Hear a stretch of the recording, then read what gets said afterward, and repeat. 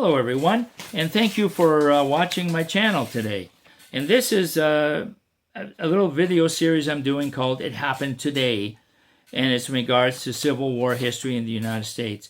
And I absolutely love that history, and I enjoy traveling down to the different battlefields and checking things out, and I just love studying the history. I want to start today with August 4th, because today is August 4th for us. And I want to talk about a little tidbit that happened on August 4th, and I will try to pick some certain events that took place that are kind of interesting, that happened on certain specific dates. And this is my very first one, and this is August the 4th. And the date we're going to be referring to is August the 4th, 1861.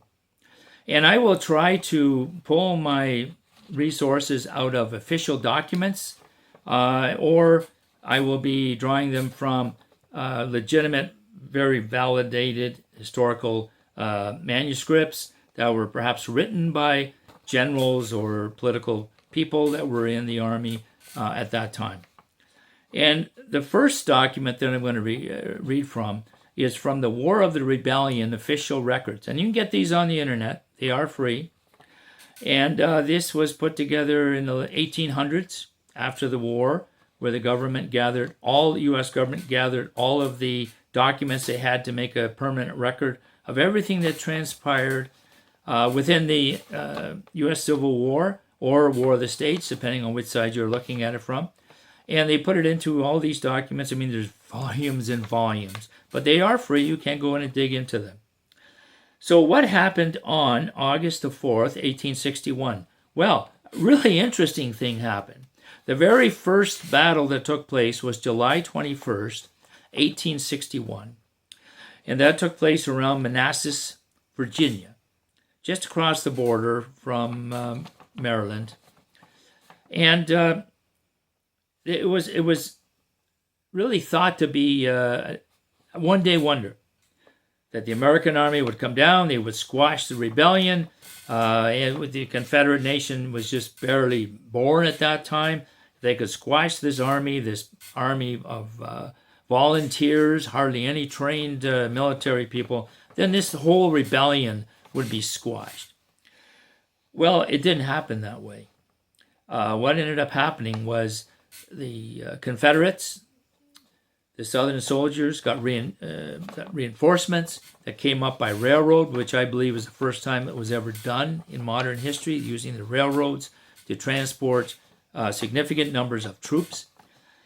And the Unions lost. They lost that battle. And the general in charge of that battle was General McDowell. And I was looking through the War of the Rebellion official records, and I found this report by General McDowell dated August the 4th, 1861. And I'm not going to read the whole report. It's about 5 or 6 pages long, but the very beginning and the very end conclusion are very interesting.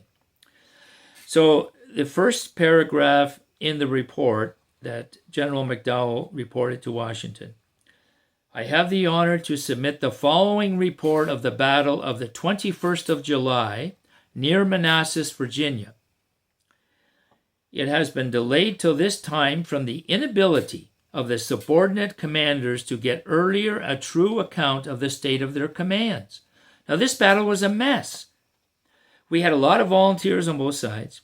People were wearing the same clothes. And the Confederate flag they were flying was almost identical to the American flag.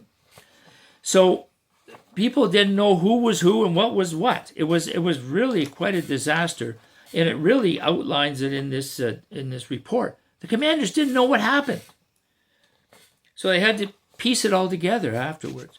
Now, one thing that we will note in the battles, the Union Army named the battles after the first geographical area that it surrounded in. So whether it be a mountain or whether it be a river. So this took place around Bull Run Creek or stream. So the Unions called it the Battle of Bull Run. Now the Confederates named their battles according to the nearest community nearby the battlefield, which would have been Manassas, Virginia. So they called it the Battle of Manassas. Just a little tidbit. We'll talk more about that later on as we go through. And the last concluding paragraph on the report is fascinating. Fascinating. He's trying to explain himself. General McDowell said, I did everything right. I did everything as I was told to do. I did everything the way it was planned out. But it's not my fault. We were delayed. If we could have done it earlier, we would have won. Because if they had commenced the battle earlier, the other reinforcements to the Confederate side could not have made it there in time. And you can hear the desperation in General McDowell's voice. And I'll read this one conclusion paragraph here. I desire to say in reference to the events of the 21st that the general order for the battle to which I have referred was, with slight modifications, we'll talk about that later, literally conformed to that the corps were brought over Bull Run in the manner proposed and put into action as before arranged, and that, up to late in the afternoon, every movement ordered was carrying on successfully to the object we had proposed before starting, which was defeating the Army of the South.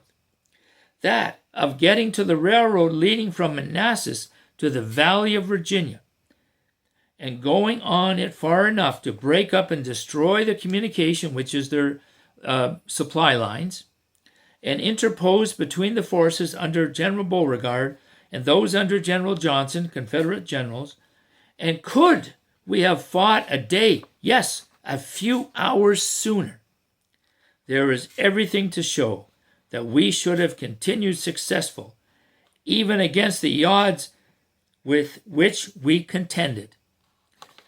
Now, the Union Army always felt that the Confederate Army was much, much larger than it was.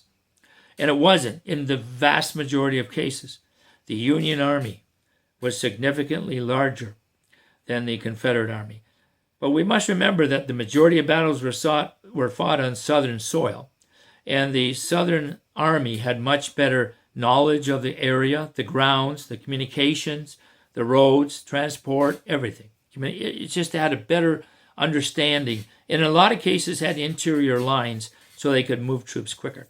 So quite often having smaller numbers of troops could still be very effective. So that's one little tidbit that occurred on August the 4th, 1861. And that is what happened today. Thank you for watching. Please subscribe to my channel and have a wonderful day, and there'll be many more coming. Thank you.